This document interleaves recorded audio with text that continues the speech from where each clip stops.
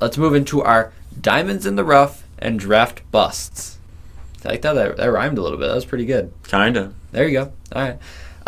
Can we start with this? Let's start with busts, just because I want to say every single quarterback in this draft could be a bust. Can we agree on that? Yeah. Cam Ward, he makes questionable decisions. He's either on or he's off, right? Extremely athletic, makes great throws. He's probably going to be the number 1 overall pick, but he could completely be a bust.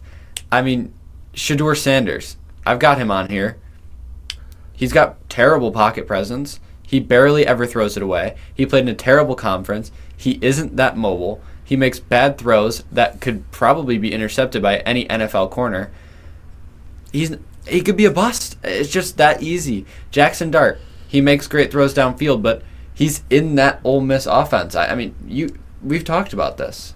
Yeah. You have Jackson Dart here. There's a track record of busts out of that Ole Miss offense. Yeah. I don't know. It's very college. You know, they can spread people out. It's easier for him to make those kinds of decisions too. Jalen Milroe is one of the most inaccurate quarterbacks I've ever seen, but he's here. He's probably going to get drafted. Any of these guys could be bust. I want to preface that. But let's get into our diamonds in the rough here. Yes. You want me to start? You want to start? We'll go. Do you want to go every other? Yeah, that works. Let me start first. Okay. And I want to make sure I'm saying this name right. Alec Ayamanor out of Stanford. Ayomanor? Something like that. I'm going to go Ayamanor. He's very good. I know. I had the pleasure or displeasure of watching him crush my dreams as a Syracuse football fan. We lost to Stanford because of him. And he, that loss allowed us to not compete in the ACC championship, so therefore not make the college football playoff. He's a dog. He's not the fastest wide receiver in the world. And he can sell his breaks to man coverage. But I think you need to focus on the fact that overall he's just a dog. Yeah. He produced in a big time way at Stanford, and he's going pretty far back in drafts. I think there's a chance even that he's one of the best at his position, even being drafted in second. I'm not sure if I've seen him in third rounds. I would say probably third, yeah. Yeah, actually third rounds as well. There's a chance that he's a lot higher up than a lot of the wide receivers getting drafted. Yeah, it's an interesting. I mean, I would actually say 3 or 4, just based on what we saw at last year's draft. Yeah, maybe not second. I think I have him mixed up with someone else in terms of mocks. But yeah, I think he could be a sneaky, pretty good receiver for anyone here. I have another receiver here, actually, who I recently just heard of, but I looked more into, and I was very surprised with what I saw. Kyle Williams, and no, not the defensive tackle on the Bills, the wide receiver for Washington State. Obviously, I didn't watch many Washington State games. They're still in the Pac-12, right? I want to say they're in the Pac-12. At least they are now. Is anyone in the Pac-12? Maybe he was Mountain West last year, but I think he moved to Pac-12 this year. At least he's going to get drafted, but his team did. He's extremely fast. He ran a 4.440. I shouldn't say extremely fast, but very fast. Great acceleration, good separation. He can take the top off a defense extremely easy.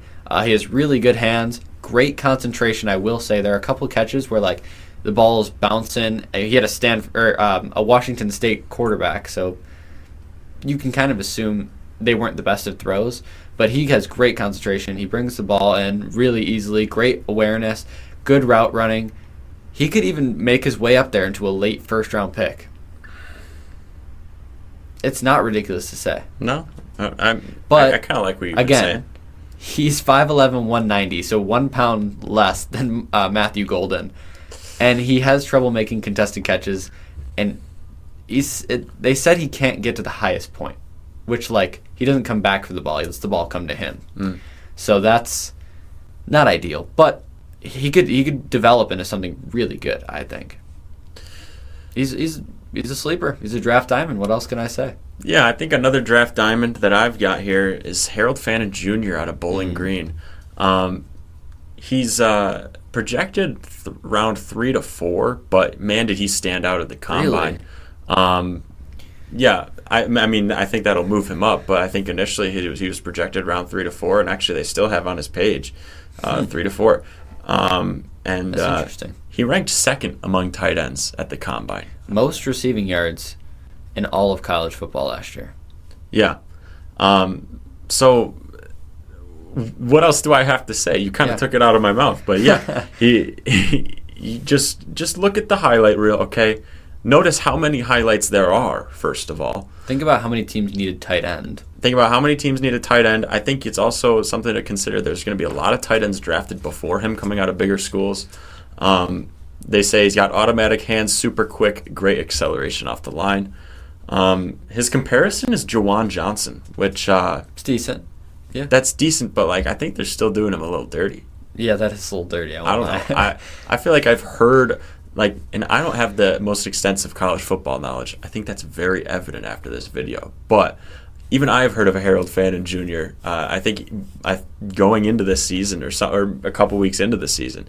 So I was a little surprised to see him being that late. So I think he's a diamond for sure, just because he's going to perform better than where he's drafted. Kind of reminds me of and this is crazy because this is Hall of Fame talent, but Antonio Gates, where it's a very consistent catcher, not the fastest guy, doesn't really run crazy routes, but he's just always open, always going to catch the ball. I think that's reliable. Where that pushes me. Yeah. Yeah. My final draft diamond here, 2 of 2 here. Landon Jackson from Arkansas. If you haven't heard of him, look him up. He's been rising and rising and rising up draft boards. He's listed as a defensive end. He's more of a outside linebacker. He can even play off-ball linebacker as well, I'm pretty sure. He's 6'6", 264 pounds, and he moves quicker than any 6'6" dude I've ever seen in my life. He has a 40.5-inch vertical. That's unbelievable. He has great timing, gets into the backfield extremely quick, and he plays well against really high competition as well. He played extremely good, I think, against Alabama, they said, or at least I saw. I don't know. There's not much even... He could go 2, maybe even late 1. He does have some poor change of direction and contact balance, but he's huge. He's athletic. He's an experiment. A lot of these guys are just experiments, but I think any team that gets him could develop him into something really great, and he's a diamond in the rough. Yeah. And like you said, he's rising up draft boards, and I think it's also worth mentioning that different from a lot of people going into the draft this year, he's not 23, 24, 25. He's only 22 years old. Yeah. And that helps. You can develop him a little bit more. He doesn't have to play right away. Yeah. And then let's get into our busts here. I mean, we've talked about the QBs, so we won't go over that.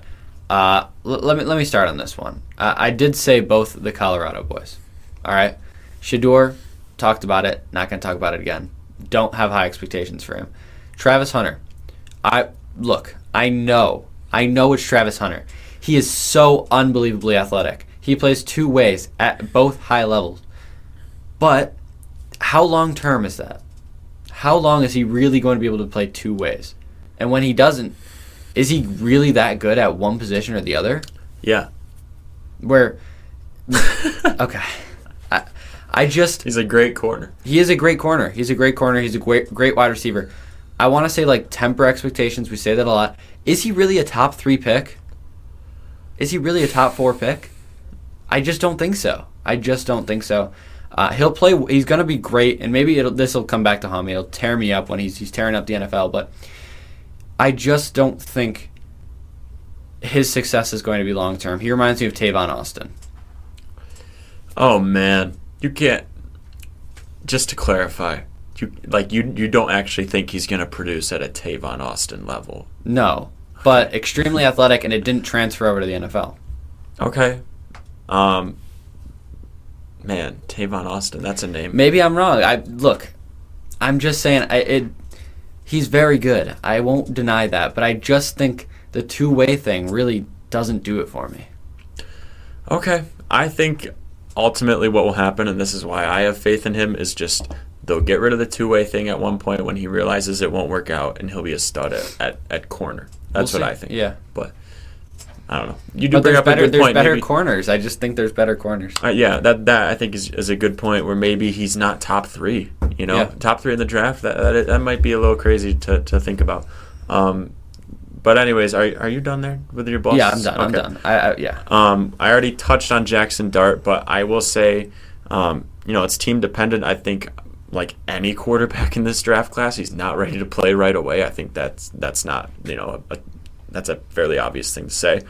But I feel like at an NFL level, he's going to struggle throwing the ball deep like he did at Ole Miss, where you can't get as much of a read prior to the play. You can't stretch guys out as far as you want, and it's not going to be as easy to read the field. Yeah. He doesn't have the quickest release. They've also said his footwork isn't great, making him rely on his arm, his arm for a lot of these throws, and I think you can get away with that at the college level, and I think trying to translate it to the NFL level might be difficult unless he can, get some work in for maybe 2 years underneath a different quarterback for another team. But and then who's your second bust? My second bust, and I do actually think highly of him, but I think you can't ignore someone who's torn their ACL. I think Siobhan Revel Jr. has a chance, even if it's just re-injury. I'm not saying he's a bust because of his talent level. I think anyone who's had a massive injury like that, you need to be careful. And, we say temper expectations, but please do. Yeah, I agree with that. It shouldn't be taken lightly. And the risk of re-injury and, God forbid, a second injury, that is when you really go downhill, after 2 surgeries of that. And that could happen, since he's already done it, that could happen before he's even, 28 years old or 27, and right when he's in his prime. So right. Do wish good things for Siobhan Revel Jr. I actually think high of him. He's got good talent, but again, can't ignore that. All right, and then my final draft bust here. I feel like neither of these are going to actually work out, and I'm just going to get flamed. But Jalen Walker, okay? He is such an experiment.